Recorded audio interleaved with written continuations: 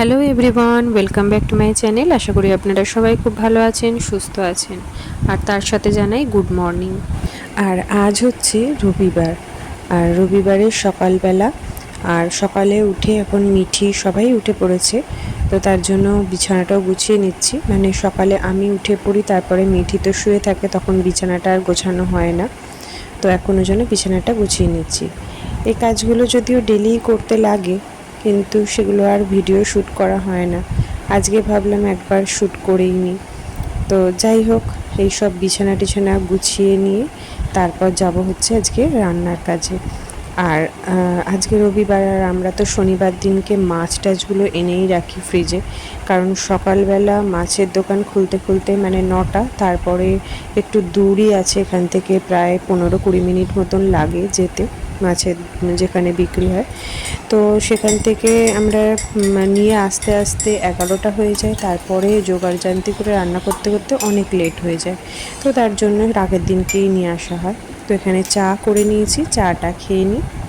আমরা এখন চায়ের সাথে আর কি ব্রেকফাস্টটাও করে নিলাম। অনেকটা বেলা হয়ে গেছে বলে আজ একটু সানডে, তো তাড়াতাড়ি ওঠা হয়নি, মানে একটুখানি দেরি করেই ওঠা হয়। সকালে যদিও সোমের বাবার আজকে অফিস আছে, তো সকালে ওর বাবা বেরিয়ে গেছে। আর কালকে রাত্রির বেলাতে আমরা গেছিলাম একটু রেস্টুরেন্টে, তো সেখানে খাওয়া দাওয়া করা হয়ে গেছিলো। তো এবার আমাদের রুটি তরকারি সবই ছিল, সেইগুলোই আর কি আমাদের ব্রেকফাস্ট করলাম। সোমের বাবাও নিয়ে গেল। আর আজকে করব হচ্ছে প্রন করব, একটু প্রন নিয়ে এসেছিলো, একটু বড় সাইজেরই প্রনগুলো তো নিয়ে আসে, খুব একটা ছোটো প্রনগুলো নয়। তো সেই প্রনটা করব। আর মাছের মাথা রয়েছে, সেটা দিয়ে বাঁধাকপি করব। তো আজকে রান্নার লোক আসবে না, তো ওদের ছুটি, ওদের মানে সুবিধে অসুবিধে থাকে, তাদের ছুটি তো নেয়। তো সেই আর কি রোববার দিনকে এমনিও মানে মোটামুটি আমিই করি, কারণ ওর বাবা মানে আমার হাতেরটাই আর কি বেশি পছন্দ করে, বলে খেতে আর কি ভালো হয়, স্বাদটা ভালো হয়। তো তার জন্য কালকে গেছে যখন বাঁধাকপিটা কেটে দিয়ে গেছে রান্নার যে বউটা, আর পেঁয়াজ রসুন রসুনগুলো ছাড়িয়ে দিয়ে গেছে, ওগুলো আমি বলেছি ছাড়িয়ে দিয়ে যেতে, তো দিয়ে গেছে। তোমার তাড়াতাড়ি হয়ে যাবে, এখন বাজছে 11:15।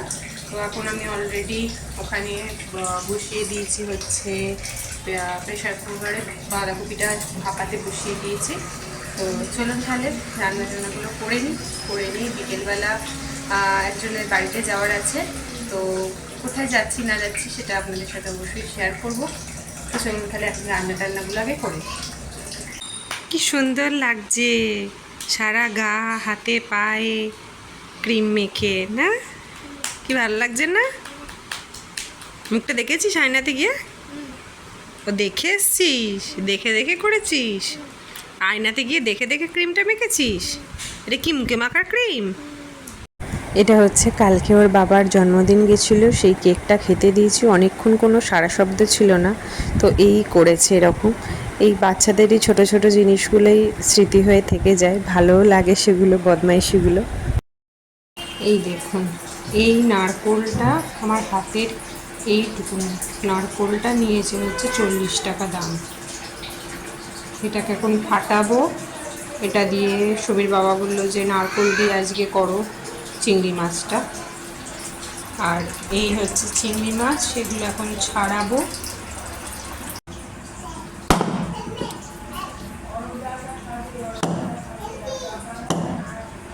এট লাস্ট এটা ফাটানো হয়েছে, এইখানটাতে আর কি দিয়ে ফাটালাম।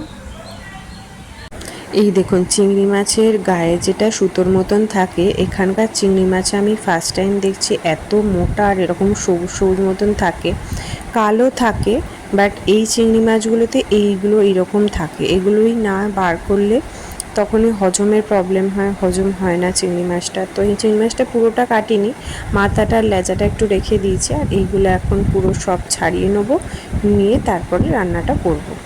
আর পুরো মোটা দেখুন, পুরো ভর্তি একদম, এগুলোই ছাড়াতে অনেকটা টাইম লেগে যায়। আর চিংড়ি মাছগুলোর মাথার কাজগুলো যেখান থেকে নিয়েছিলাম সেখান থেকে কেটে দিয়েছে, ওটাই আর কি হাতে খোঁচাটা লেগে যায়, তো তার জন্য ওটা কেটে দিয়েছে বলে আমার একটু সুবিধেই হয়েছে।